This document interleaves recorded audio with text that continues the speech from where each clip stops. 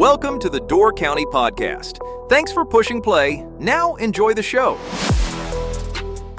That's right. Welcome into the show. Can't wait to get this kick started. We have a couple interviews already done. Those episodes will be coming out in a couple weeks. But first, we wanted to go over a few things here. The big thing is the St. Patrick's Day Parade. That is Saturday, March 14th. Starts at 11 o'clock, usually runs, an hour to two. Starts at Sawyer Park, proceeds down Madison Avenue, crosses the Michigan Street Bridge, and continues down 3rd Avenue and ends at Jefferson Street. So hopefully everybody will be out there for that. Always a lot of cool stuff there. Hopefully we have good weather. But Door County, how that goes. We could have all 4 seasons in the same day about this time of year. It's happened in the past. It's sure to happen again. As long as we keep that snow away, because to be honest, I'm done. I'm just done with snow. And this winter, man, we kept getting those stupid little storms, like, an inch here, a dusting there, just enough to make things sloppy and messy. And sometimes it was just enough to get out the snowblower, but then you really felt like you were wasting your time. You get it. Same thing with trying to rake leaves in the fall. If you wait for all of them to be off the tree, there's a chance you might get some snow and then you don't get to them. So you're doing it constantly. That's not that bad. That's kind of actually enjoyable. Put some earbuds in, put on a podcast or some music. It's not bad. But there will be an episode dropping right after this one that is going to be strictly for like business owners. There's going to be some opportunity just to advertise on this show early at a discounted rate. Now, I don't want to go into all the details for anybody listening that's even not a business owner, but just keep that in mind. Look for episode 2. It's probably going to be real short. It's advertising opportunities for the show. So look for that if you are interested and get a hold of me ASAP because I'm sure they will. These limited opportunities are going to fill up fast. All right, on to the next thing. Actually, at the end, or not at the end, towards the end of the podcast, we're going to do the origin story of Door County. And it's actually pretty cool. I've lived here my whole life, and I did not know the origin story of Door County. So now we're going to learn how everything went. And I do have that narrated by somebody because they will just sound better than me. So another thing I looked up, if you're new to Door County or only come here once in a while, a lot of the locals probably know all these places already, but I did a little research and I found the top 10 attractions in Door County based on consistent recommendations from places online like, Destination Door County, Destination Sturgeon Bay, TripAdvisor, Travel Wisconsin, and stuff like that. So we're going to go through that list and then we're going to move on to the origin story of Door County. So number 1 on the list is Cave Point County Park. Even everybody that lives here, I mean, in my opinion, that is a great place to go visit no matter how many times you've seen it. All different times of the year, it's unique. With the snow and the ice hanging, you just gotta be careful you don't fall in. And then in the summer, people like to kayak in there.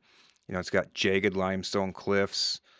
Caves are carved by the waves and some pretty good Lake Michigan views. It's great for hiking, kayaking in season, photography, cliff jumping. Must see, must see. It's often ranked number 1. Number 2 is Peninsula State Park and Fish Creek. It's one of Wisconsin's most popular state parks, 3,775 acres, miles of hiking and biking trails, beaches, the historic Eagle Bluff Lighthouse, which you can get tours in, famous Eagle Tower overlook, and it's just perfect for a walk or a sunset trail hike or anything like that. The Cana Island Lighthouse or Cana Island Lighthouse, it's Door County's most iconic and photogenic lighthouse. It's 150 plus years old. You can explore the grounds in the keeper's house, and there's tours there as well from May to October, but the grounds are open year round. Washington Island, the island itself. Obviously, you have to take a ferry there, and it's been known as a very peaceful escape. You can explore the beaches, farms, lavender fields, Rock Island State Park. and unique spots like Schoolhouse Beach. Also great for biking and a good day trip. Number 5, Whitefish Dune State Park features ancient sand dunes, rare plants, fossilized beach, and a nature center. Excellent hiking trails along the lake with educational exhibits on geology and history. So far, I'm not going to lie, I have not been to one of these, and that would be the lighthouse. I have not been to that lighthouse. Shame on me. Door County Maritime Museum. Dive into the area's shipbuilding and maritime history. Exhibits on Great Lakes vessels, shipwrecks, and local shipyards. Includes the Sturgeon Bay Canal Lighthouse and boat tours in season. Newport State Park and Ellison Bay. It's a designed wilderness park with pristine beaches, hiking trails, old growth forest, and excellent stargazing when there's dark skies. It's ideal for quiet nature immersion and backpacking. Newport State Park. Number 8 on the list is Potawatomi State Park. Offers hiking, biking, camping, and views of Green Bay. Features observation towers and trails connecting to the Ice Age Trail. Great for bird watching and fall colors. Number 9 is kind of a general one, but I'm glad it's on here. Fish Boils. Fish Creek, Ephraim Sister Bay. I think there's even a few in Sturgeon Bay sometimes. It's a classic Door County experience.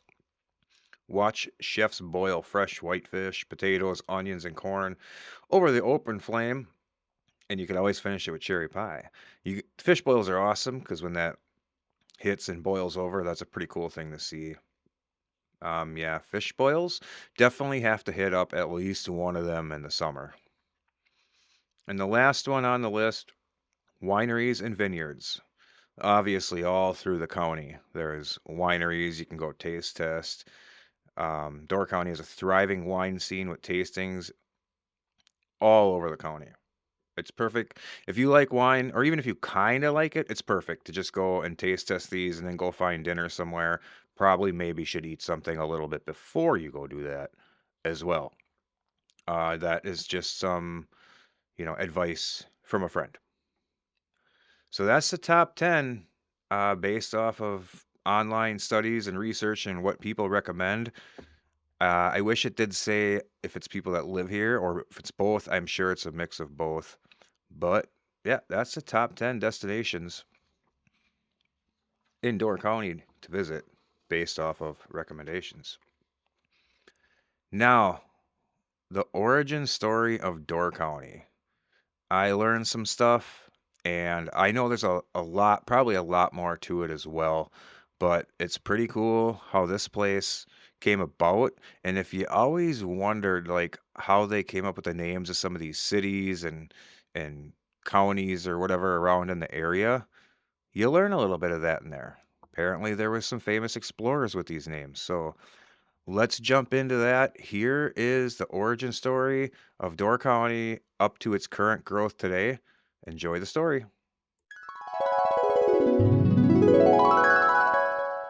Welcome to the shores of one of the Midwest's most enchanting peninsulas. Today, we're stepping back in time to uncover the full origin story of Door County, Wisconsin, from its ancient roots to the vibrant destination it is today. Settle in, because this is a tale of stormy straits, resilient settlers, and a land that has drawn people for 12,000 years. Long before any European map marked this place, humans walked these shores. Archaeological evidence shows that Paleo-Indian people arrived here as early as 11,500 to 12,000 years ago, hunting and fishing in a landscape still recovering from the last ice age. Over the centuries, they were followed by woodland cultures and, by around 400 BCE, more permanent indigenous communities. By the time recorded history begins, the Door Peninsula and its islands were home primarily to the Potawatomi, who called this region their own. They were joined at different times by the Ho-Chunk, Menominee, Ojibwe, Sauk, Ottawa, and others. These nations thrived on the peninsula's abundant fish, wild rice, game, and fertile soil. soil, living in harmony with the land for centuries. Then, in 1634, the first Europeans set foot here. French explorer Jean Nicolet, searching for a passage to Asia. He landed near what we now call Red Banks on Green Bay and made contact with Potawatomi people. Over the next decades, French fur traders, missionaries, and explorers followed. Radisson and Groseilliers wintered with the Potawatomi in 1665. Father Claude Allouez and Father Marquette passed through, and in 1679, Robert de La Salle's famous ship, the Griffin, vanished somewhere in these waters while carrying a fortune in furs. The French called the region home for trade, but they also learned quickly about its dangers. And that brings us to the name that would define the county forever. Between the tip of the Door Peninsula and Washington Island lies a treacherous 6-mile strait where Lake Michigan meets Green Bay. Native oral traditions told of a great battle, or perhaps a sudden storm, that claimed many lives here. One legend says a large war party of Ho-Chunk warriors trying to raid Potawatomi territory on the island was caught in a violent gale and never returned. The Potawatomi called the passage something that translated roughly as the Door of Death. French explorers heard the stories and named it Porte des Morts, literally Door of the Dead. By 1728, maps already marked the peninsula as Cap à la Mort. English speakers later shortened it to Death's Door, and when the county was formed, it took that dramatic name. Even today, the strait's shipwrecks, more than 200 documented in the county, remind sailors why the name stuck. For nearly 2 centuries after Nicolette, the peninsula remained mostly indigenous land, with only occasional French and later British traders. But after the War of 1812 and the opening of the Northwest Territory, American interest grew. The first permanent white settler arrived in 1835, Increase Claflin, a New Yorker who built a cabin with his wife Mary at Little Sturgeon Bay in what is now the town of Gardner.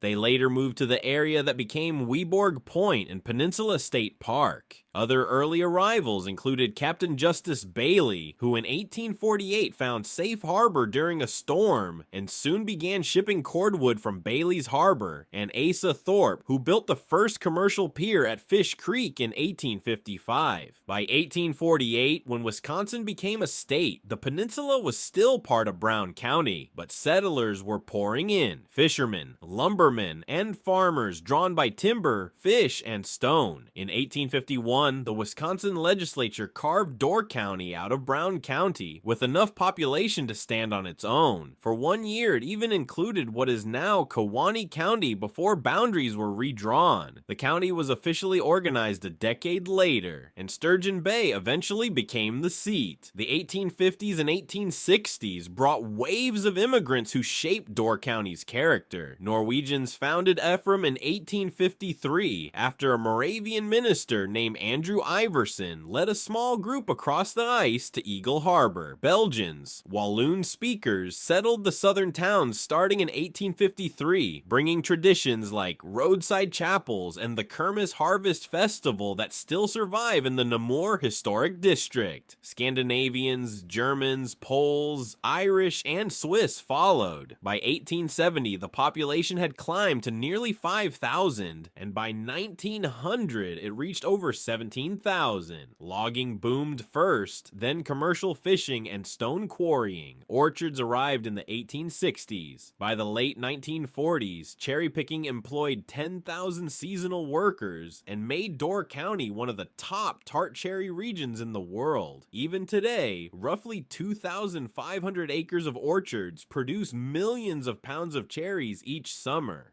Tragedy struck in 1871 when the Peshtigo fire swept across the peninsula. 128 Door County residents perished, including 59 in the area now preserved as Tornado Memorial County Park. Yet the county rebuilt. Lighthouses went up, 50 in all, 10 of them historic, and ferries connected the islands. Shipbuilding took off in Sturgeon Bay, supplying vessels for both world wars. Roads improved in the 1920s, and tourism exploded. 1,000 visitors a year in 1909, 125,000 by 1920, and nearly 2 million by the mid-1990s. Today, Door County is home to about 30,500 residents, Wisconsin's 44th largest county by population, yet 8th in tourism economic impact. In 2024 alone, visitors generated $651 million for the local economy, supporting thousands of jobs and fueling everything from cherry stands to art galleries. People come for the Cape Cod of the Midwest nickname. 298 miles of shoreline, 6 state parks, white sand beaches, dramatic bluffs, and more lighthouses than you can count in a weekend. They come for fish boils born of native and Scandinavian traditions, for cherry picking in July, for winter snowmobile trails and summer bike rides along the scenic byway. Manufacturing still anchors Sturgeon Bay's shipyards, but tourism, agriculture, and small businesses keep the peninsula thriving. From Paleo-Indian spear points buried in the soil, to the lights of Cana Island Lighthouse guiding modern sailors past death's door, Door County's story is one of endurance, beauty, and welcome. It has always been a place where people arrive, first by foot across ancient land bridges, then by canoe and sailing ship, now by car and ferry, and decide to stay, or at least to return again and again. That perhaps is the real origin story, a doorway that, despite its name, has opened onto life, community, and wonder for 12,000 years. Thanks for joining me on this journey through Door County's past. Until next time, safe travels. Welcome back, and there you have it, the origin story of Door County. I do apologize for a couple of his pronunciations there. You almost got him right, like Peshtigo, Peshtigo, and then Potawatomi was a little off, but, you know. So what did you learn? What did you learn in there? I learned a lot about with the naming and where some of the names of some of these places came from in Door County. So that was pretty cool. And there's a lot more to learn than that. I mean, maybe you're not interested in the history, but in case anyone was wondering, that's how it came about. Cape Cod of the Midwest. So, Door County, what do you want to talk about? Check out at the end of this episode all of our places you can find us, our social medias, YouTube and everywhere, and then start watching for content from local businesses. Any business that is a customer of KBD and Apparel Graphics is entitled to free interviews, and they get the priority when it comes to that stuff as well. So, just a little way I would like to try to give back to all those people that have come to me and supported me with their small businesses throughout the years. And we look forward to that. Already have a couple in the books. So, now you can go find us everywhere on social media, like the Door County podcast so you don't miss anything. Eventually, there might be deals for you to grab from local businesses. I might put out a few myself, but here is where you can find us. And we greatly appreciate you push and play, and we will see you next time. Like, follow, and subscribe so you don't miss out. Find us on Facebook and Instagram at Door County Pod and on YouTube at Door County Podcast. Feel free to email the show with stories, questions, or if you are a business owner and would like to see what it takes to be a part of the show, doorcountypod@gmail.com.